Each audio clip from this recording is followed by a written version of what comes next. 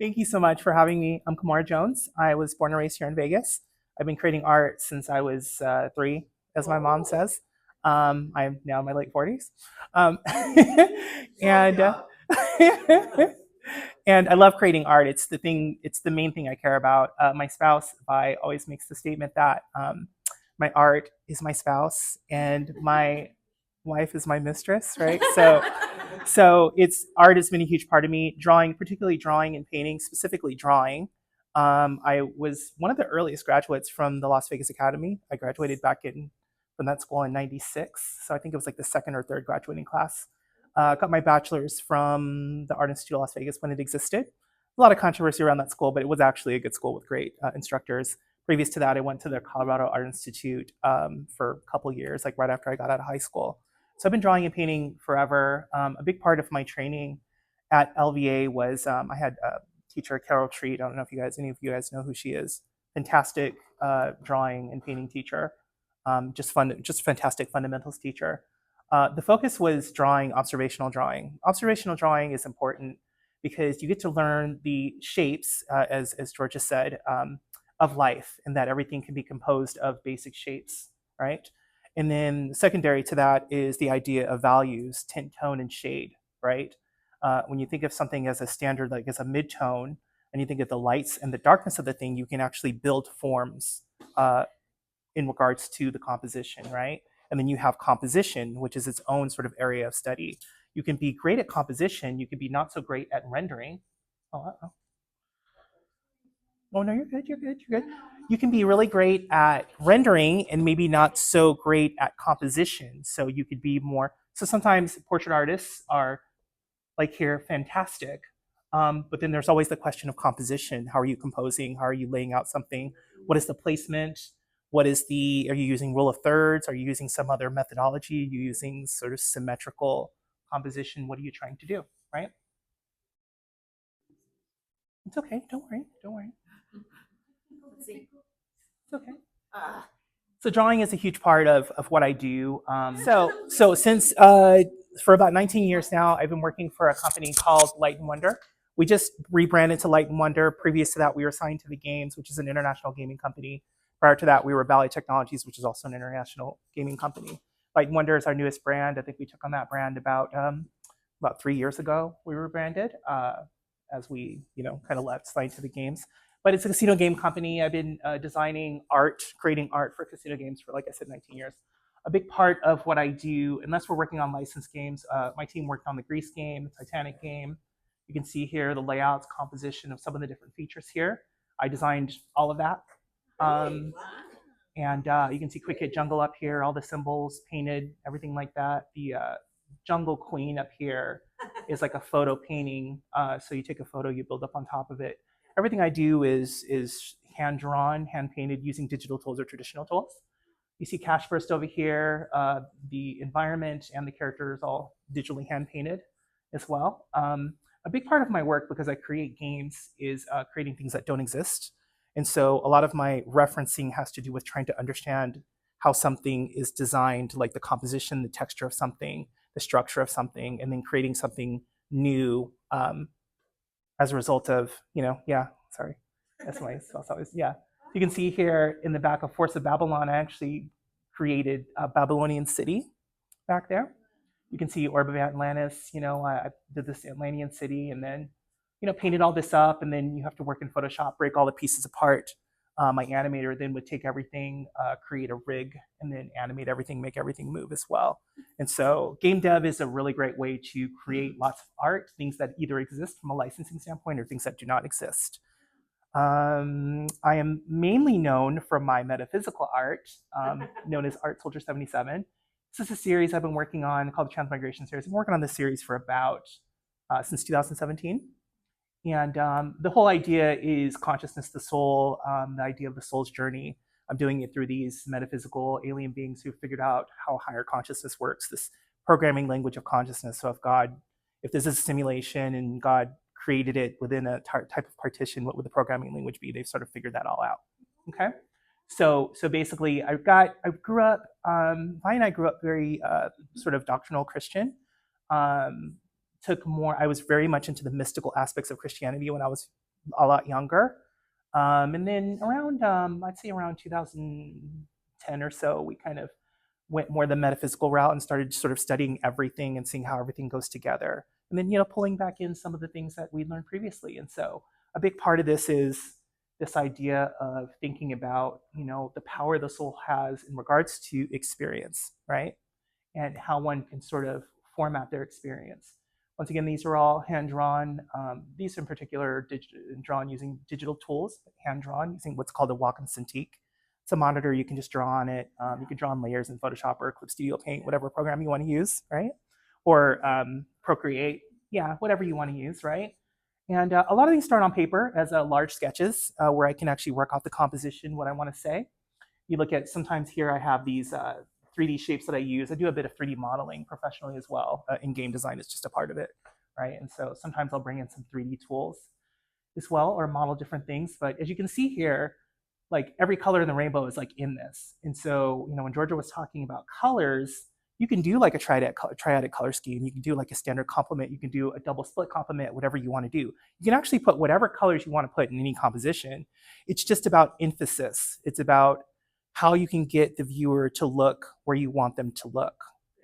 And then it's also about, right, and then it's also about, what are you trying to say? And so as you can see with a lot of my compositions here, because they don't exist, there's a lot of story going on. There's a lot of what is the individual's experience? How might you think about where you've been and where you're going? What path are you on? I was in India in January. And previous to that, I had started studying some Hindu concepts, the Bhagavad Gita, some ideas regarding how one may think about the role that they've played or the role that maybe higher consciousness or God, whatever, has designed for the individual to play.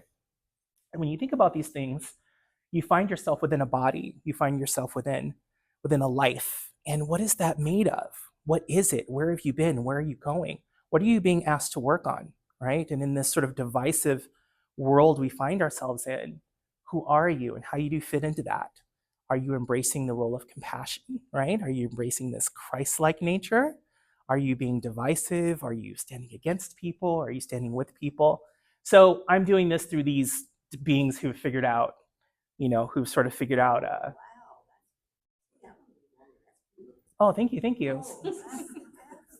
So psychedelic, yeah, very groovy, very psychedelic, right? Oh, thank you. So you can see here lots of color, this conflagration of purples and pinks, right? But because you have these, yes, nice work, yes. And so you can see that you can get almost as detailed as you want to get. But what you do is you punch through with black, right? You punch through with contrast, and it pulls the eye towards what we want the viewer to see, right? But you also add all this other information. I also write as well. I loved your poem last time. I write as well. I do these very exhaustive philosophical, metaphysical writings that go along with it. And some people like the writing. Some people don't like the visual art, right? Some people just like the writings, right? And that's cool. Like either way, as long as you're getting what I'm trying to say, you're cool, right? But the part of this is, what are you trying to say?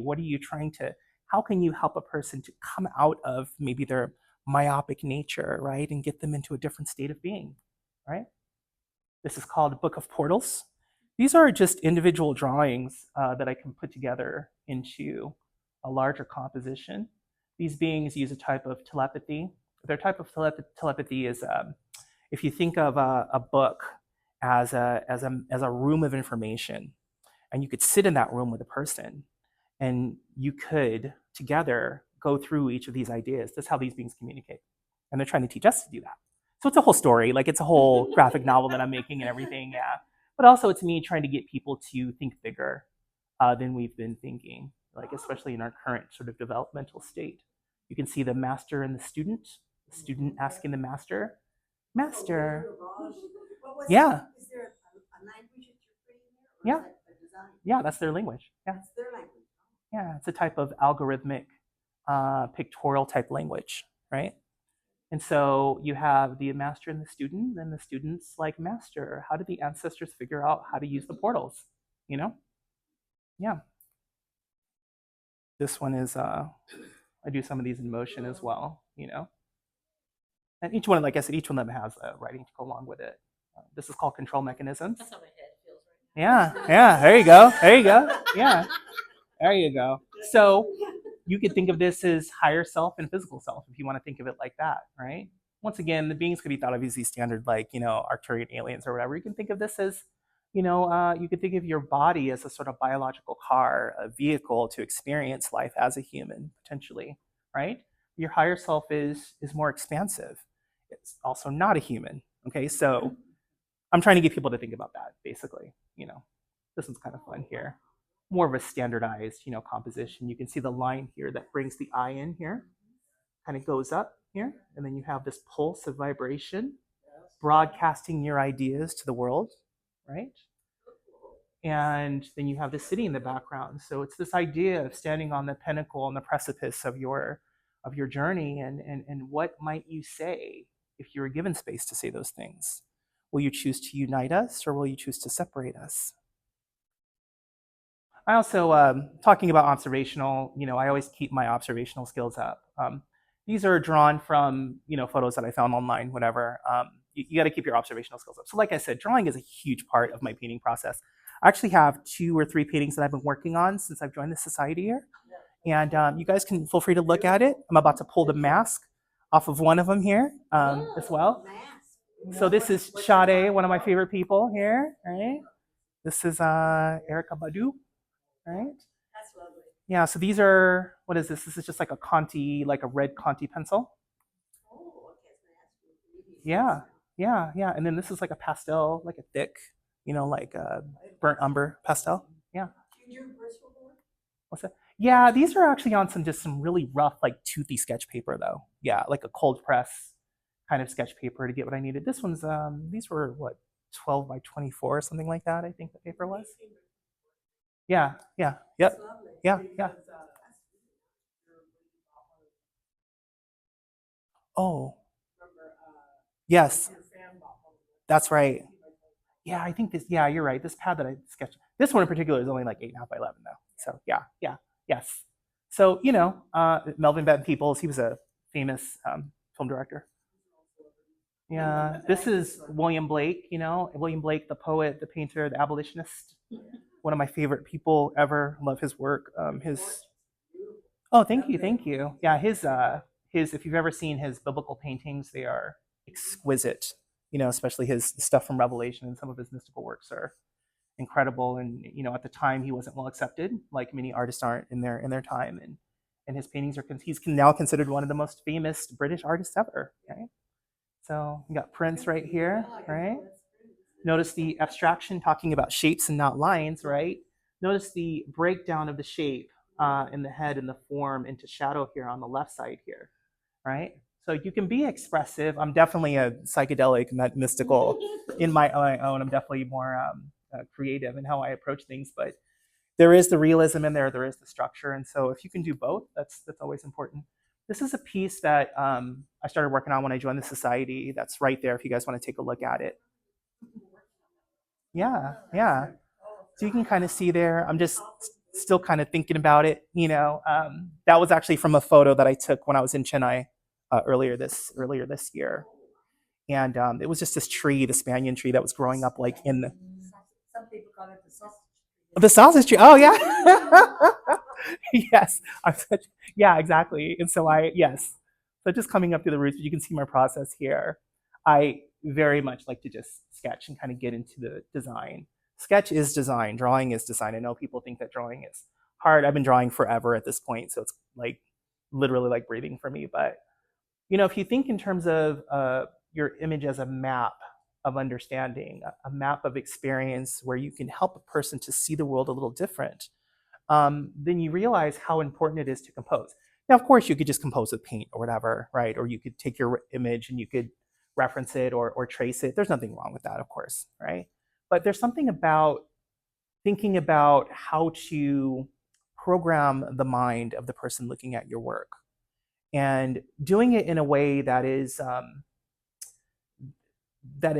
philosophically insightful, to help people to think about what they could do with their lives and what you could explore and what you could become and who you are and where you've been and what is and what might be and how you could have done something differently.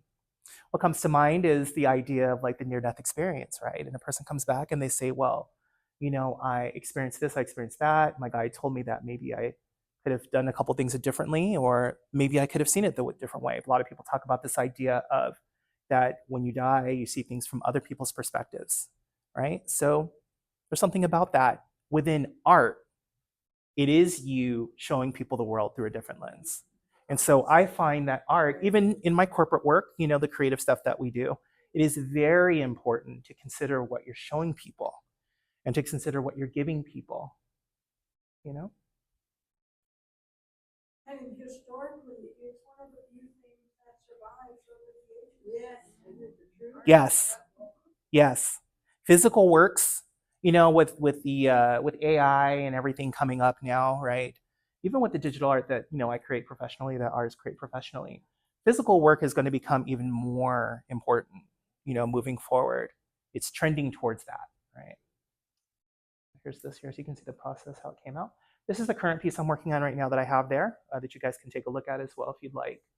This is kind of how it started. Once again, none of these things actually exist. The tree, the Chennai tree, that was obviously from a photo that I observationally sort of sketched out. This is a place that does not exist at all. Okay. Watercolor. Watercolor, yeah. So as you can see, I really like detail. I very much like this idea of building this space in which the eye can, oh yeah, yeah. I really like this idea of building a space in which the eye can sort of dance around in. You can feel free also to come afterwards and kind of take a look at it as well. You can pass it around. Just watch the oil in your hands, right? You can see that I masked out the leaf here. So once I pull the leaf off, I have a couple references for the subsurface scattering of light through a leaf, right? And so that leaf will be like a hot yellow, maybe start with a base of a canary yellow, maybe. And then the veins will be like a reddish orangish, right? So that leaf will pop, and then I'll get some of that same color referenced in some of the bark. That's kind of on the edges and stuff like that. So that leaf is in the foreground, right? Everything else is kind of in the background. So everything for me is about storytelling. You can kind of see here how everything sort of formed here. My foreground root here, right? Background roots. I just really like drawing. I mean, it's a huge part of it. But watercolor, as Georgia was saying, I feel like it is a great foundational type of painting and color design, because you're dealing with water, right? If you're painting in oils, you're dealing with different types of mediums that can not only just extend drawing time, but actually change the viscosity or the way that the paints are perceived or the vibrancy of the paints, right? Watercolor requires the individual to kind of be decisive, right? And to think, what is your base tone? What do you want to build on top of? So you're actually working in reverse as opposed to how you would work in a standard. Exactly. Yeah, you're working in reverse, right? Right. In oils, you could do a nice underpainting and come forward. You could just glaze your color over the top of that, and you can build light on top of that, right? Not the same way. You have to kind of know where you're going, which is more contemplative, Yeah. Yeah. Oh, thank you. Yeah. Yeah. So I like this idea that I think a drawing should be able to stand on its own, even if it's just lines like this right here, or if it's something more tonally worked out, right, with different values, with all your different value scale. I think a drawing should be able to stand on its own. If a drawing can stand on its own, even from a thumbnail standpoint, you have a strong composition, right?